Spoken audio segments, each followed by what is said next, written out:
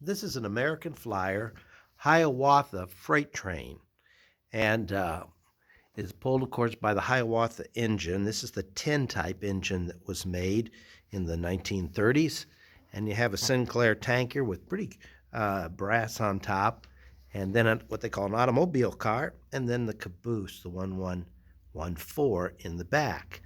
And this engine has a light. It only goes forward, and I think that's the only way they made them. There's no reverse in this one, no E unit or anything. But there is a whistle underneath, and it's more of it's a mechanical whistle that is kind of like a whirl is what it is.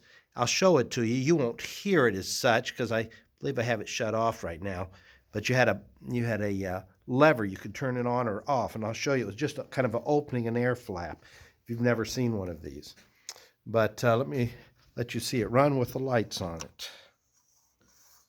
There we go. Very powerful little engine.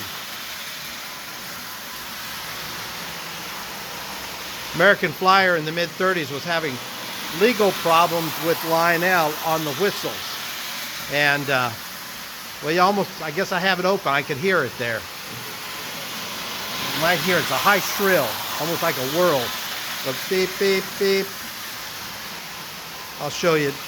I'll give this one more time around. And this engine is only about a third.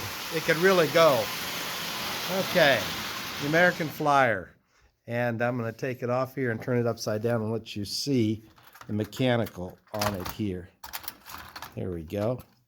You can see it right down in there. See that opening flap? Maybe you can see it. And there's a little switch. I'm going to have to hold it here. And you push it in, and it'll do the flap in. Well, excuse me, this will flap out. I might have had it together. Just that little bit of air gap pocket right there. You can see the red there, and you can see the switch. That opens it up. It's a mechanical whistle. And that was American Flyer's answer after they lost the infringement on the patent for the whistle.